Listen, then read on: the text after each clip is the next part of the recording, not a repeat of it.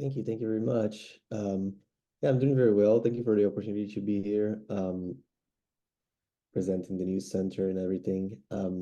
So the news center is our academic institution, school, nonprofit, um, which we provide these possibilities, pedagogical and kind of curatorial possibilities that we think that traditional academia doesn't offer to people, especially for those who are who practice a work that's sort of in between, institutional frameworks of, arts, humanities, sciences, and also in between uh, art world and sort of professional world and academic world in general.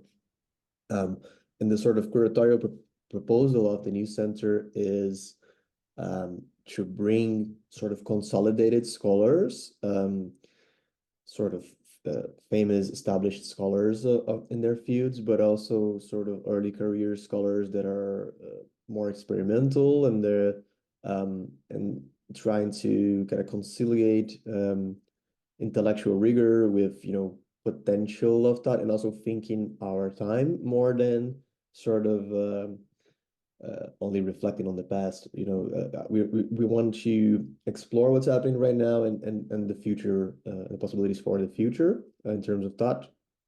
Um, and our focus is on like helping people transition between degrees or institutions, um, or between one field and the other, or often transitioning from a sort of local context to a sort of global context, of a certain local art world to a certain global art world, which we sort of belong to or we can open doors to. Um, and we try to allow people to kind of expand their research, uh, outside of the boundaries of what traditional academia can offer, because we think that those boundaries are very limited, constrained. There's more stuff to be done, and people want to do more stuff, like different than they are allowed to, but they just don't have the outlet to, express, they don't have the platform to do that. So we try to offer that in this sort of space. We believe that, technological development, in the last few decades, is not only like um, fundamentally changing the way the knowledge is disseminated in global society, but also transforming the very idea of knowledge that we have, um, and how knowledge can be, shared and distributed and rewarded. That's also changing. And we think that academia is kind of stuck in the past. Um, so we do like remote classes mostly, but also oftentimes some physical events like in different towns. But we're a remote institution. Our classes are all online, and we have people from all over the world, um, connecting to each other, forming bonds, forming community. People who, sometimes feel like they have no peers in their, city they are in, and so they find um, other people who are thinking about similar things in a similar way, or who are thinking about like very different things in very different ways, but are still experimenting nevertheless. And then they form bonds with them and collaborate with them, and that's the sort of idea. So if you want to become involved with the new center, there is basically an open application call right now for scholarships for the certificate programs that we offer, which are the certificate is this 2-year program, um, that where you can do all seminars of our seasons. We have like each semester we have a changing roster of scholars and of new seminars that are offered in these two kind of lines of research or programs. Um, if you don't want to apply to that, you can also, like before applying to that, if you want to just check it out, we also have like memberships, which are yearly, say like subscription programs where you can watch all the seminars, especially of the archive. So we have an archive of all the seminars that we've taught in the last 10 years of the new center. And the membership gives you access to that. as well as the possibility of auditing like classes that are happening live. But if you want to, I mean, so that's another option you can do if you want to just test it out, see what it, what it looks like, how the classes are, or if you really want to do a certificate and you want a degree and you want to participate in the classes and get these professors and this community of scholars that is the new center, you can also try to apply for a scholarship. Um, and sort of the main programs we have right now, we have basically four lines of research. One is critical philosophy, which is led by Reza Negarestani. And it's a program that's kind of particularly attentive to the concept of reason and thought and intelligence and how those concepts are evolving in relation to, for example, artificial intelligence and automation. And it has this sort of uh, goal of building a sort of synthetic or problem-driven view of philosophy in which the divide between analytic and continental, as well as the divide between theory and practice, those are problematized.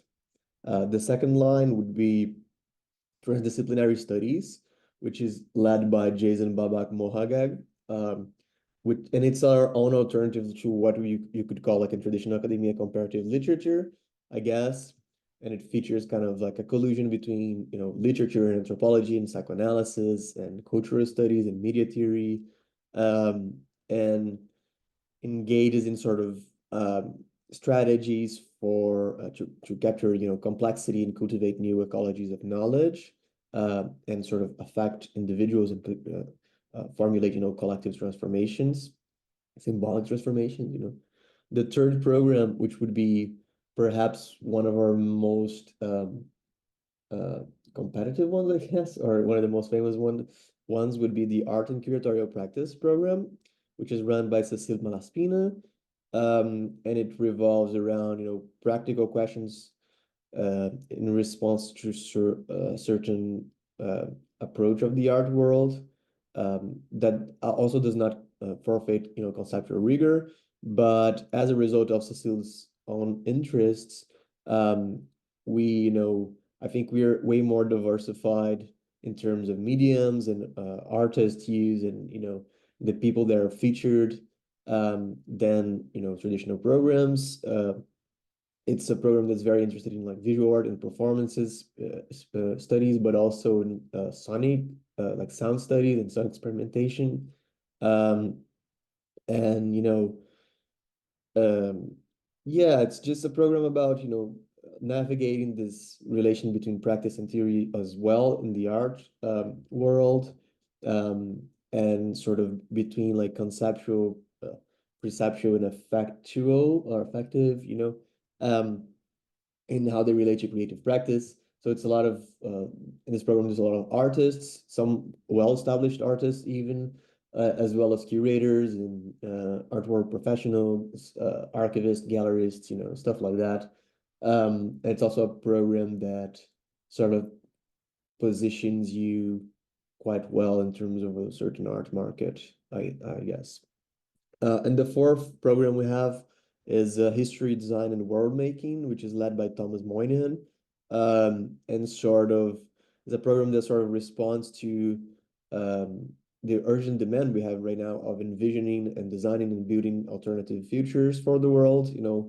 Addressing sort of a planetary scale um, uh, sort of vision of the world and addressing the planetary scale impacts and risks that humanity faces today, through, I guess, a collusion of design and architecture and philosophy and computer science, I guess, which kind of expands on and critiques similar efforts in terms of long-termism, for example, or thinking about humanity as a broader historical development, a long-term historical development, and sort of providing a sort of historical understanding about our position in the world and the artifacts that we can create right now with the tools that we have right now. So it's also a program about like the development of technique, and the sort of techniques we have available to help us out, get out of the sort of planetary risk that we are in right now.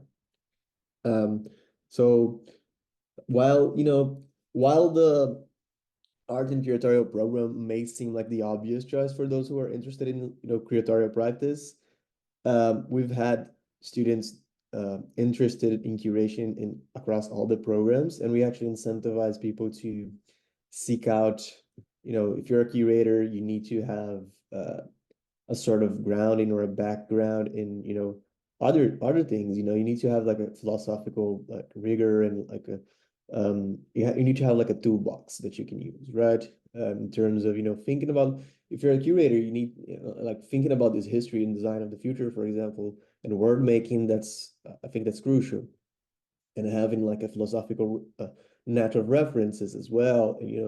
And perhaps the transdisciplinary program will help you be like um, think freshly and create synthetic more, synthetic visions of, theoretical currents of from, that are being debated in the art world right now. So um, look at those programs for sure.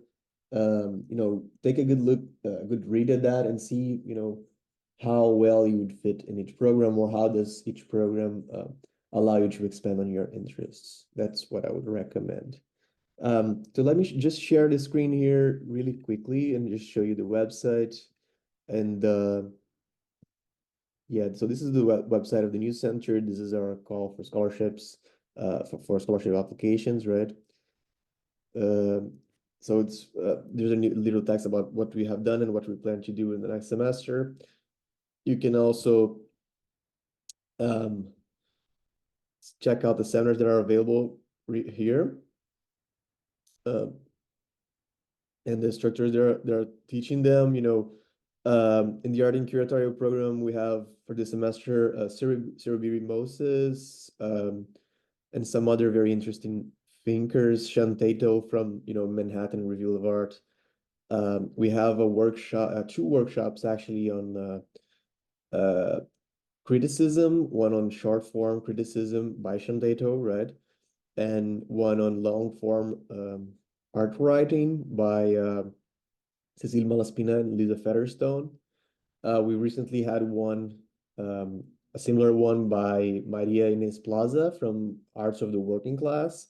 So also helping people out, put out, criticism, and, connecting them to the publishing world in art, a couple of philosophical texts, more political classes, classes on, feminism, um, yeah, inference and new rationalist accounts of, philosophy, uh, military and political thought. Here's the class by Cyril Moses on autofiction, autotheory, autoethnography. Very interesting class as well. If you're a member, you can watch all these classes. If you're a student, you can participate in them, right? What else? Yeah, this class on word making seems very highly interesting to me. So check it out. There's a bunch of options. Every semester we put out new seminars. If you want to get more information about, our public programs, stuff that we've been doing, for example, at Venice Biennale and other, happenings, other events like that, our partnerships, the books we've been publishing, you can check that out. Here's the people that have worked for us and that work for us right now. It's a lot of interesting figures you'll find. Yuk Hui is here. Yeah, a bunch of very interesting scholars who are in our archive. If you become a member, you can watch their classes. Um, what else? Yeah, you can also check out Triple Ampersand, which is our publishing outlet. Um, we have a call for new papers right now. You can also check that out. Here's the books we've published so far. We are also publishing a couple of more books soon. Yeah, check it out. Um, explore a little bit, see if that is what you're, seeking for yourself. I guess that's my my presentation of what the News Center. Thank you very much. Thanks a lot. I think that that's kind of definitely gave more context to the center and what the courses and offerings are. We have one question in the chat from Sarah. I'll read it out so you can open the chat and have a look at it while I'm reading. So Sarah said, I am a current doctoral candidate and I'm drawn to the transdisciplinary program due to its expansive approach to knowledge sharing. My field of research is centered at the crossroads of rural art activations, curatorial practice, and knowledge sharing, a conversation that often feels limited by institutional frameworks. Could you speak to the time commitment and expectations for this program? I feel like this could be a complementary supplement to my existing research, but I want to be mindful of participation and time. Yeah, I think that's a great question. Thank you. Yeah, very good question. So I think that's one of the advantages of the new center, very clear advantages, is the sort of flexibility we offer. So the schedule you have is going to be made by yourself. So we offer classes in different times and different you know dates, and then you pick yourself the classes you're interested in and the classes that fit your your schedule. So it's a program that's made exactly to complement other programs. So we'll often have students who are doing a master's or a PhD or who already work and they're very established professionals, and they will be doing the new center as a sort of complementary thing or to like keep fresh and just see what's being debated at this high level sort of avant-garde, at the frontier of thought, um, and sort of complement and get a little bit of a as I said, like a toolbox, get a little bit like form your own canon of references, through the news center. So we're very flexible in this regard. You can, both in the sort of work hours that you put, as well as your level of engagement, because like we're not like a university that will be seeking you out and making you do stuff that you're not interested in. It's mostly like we want to offer you a space to do the stuff that you already wanted to do, but you didn't have the space to, right? So it's like we say like, oh, you already wanted to do that, then do it, And here's like tools so you can use, here's these authors, here's these like very established scholars that will help you out, that will advise you through your quest, So it's really made for these people, for people who are infatuated with the sort of constraints of academia, and that need an outlet and feedback from other scholars. And yeah, I mean, what else did you say? Your research sounds very interesting. Yeah, Jason is also who's a programmer, is a very interesting person. I think he would, I mean, it's one of the I guess for me personally, like it was one of my favorite classes like ever. It's a very transformative experience when I did it because I was a student myself about 5 years ago at the New Center. Um, so I guess that's it. I mean, we are also, I guess one of the advantages is I guess there's this transdisciplinarity of it. And there's also this kind of translocality that you get to meet people from all over the world and interact with them, and get sort of different vision, like worldviews, which is something that's very important. It opens your mind. Um, and like the level of engagement that you put into it is also very flexible. Like you can take a couple classes and just sit at the back and just watch it because they're lecture-based classes. Or you can actually be very engaged to it, and spend hours and hours reading all the resources that they offer and participating very actively and do like 10, 12 classes every semester. You can also do that. Like we've had students who were not working and were not studying, and that was their main thing. This was their main activity. You can also do that if you want to. So there's this sort of flexibility in terms of engagement, that you can also adjust, not only in terms of time, but also in terms of engagement. I hope I answered your question.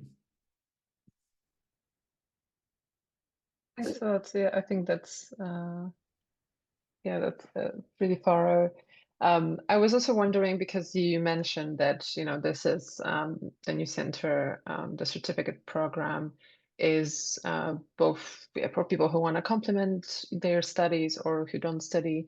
But is this do you actually do get a certificate at the end, or is there any accreditation that someone who might be looking for, kind of a diploma, an additional diploma will be able to get?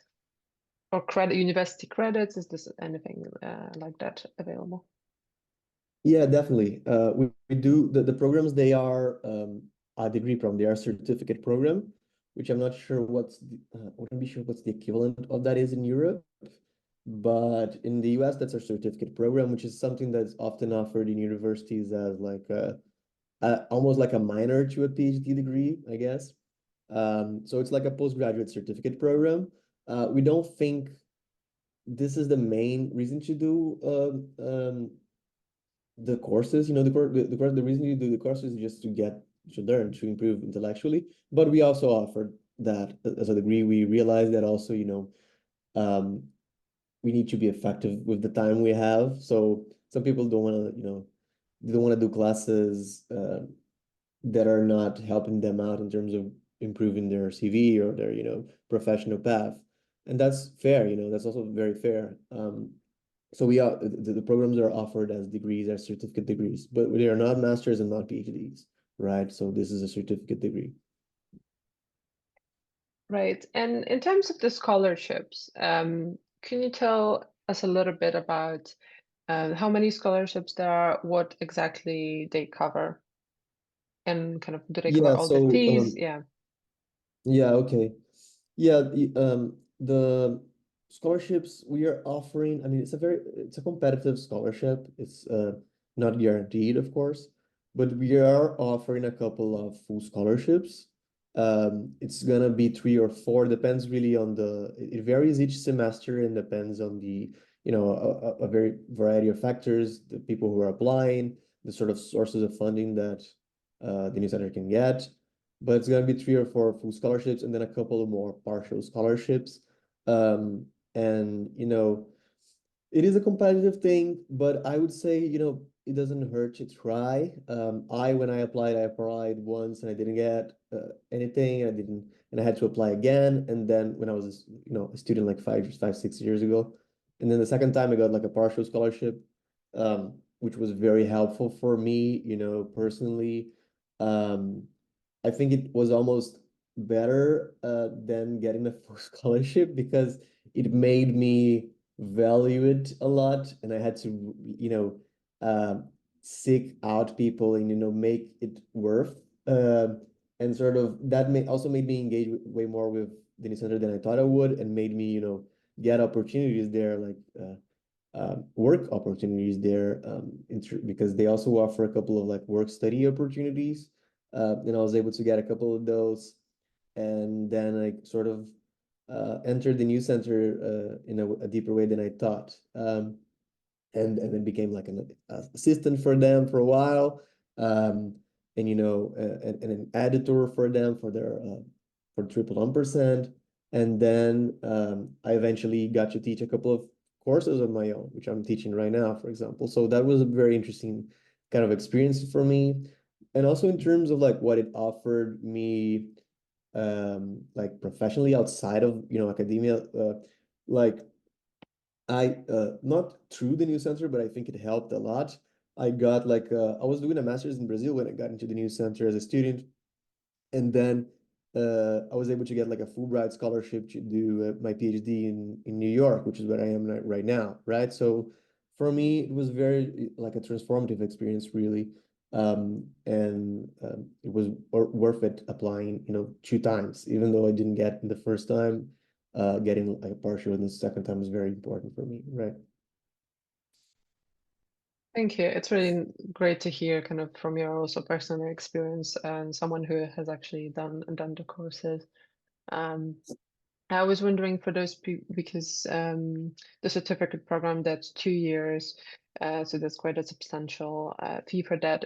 Are there any payment plans that the new center or is kind of has for that? Yeah, we realized that a lot of people cannot pay like a big amount in like directly. So we do offer like installment payments, like monthly installment payments. And also like if you don't want to join as a student, like that, like if you're kind of unsure, you can also buy like seminars separately if you're just interested in like cerebromosis seminar, or if you're interested in a particular seminar, you can buy that seminar separately.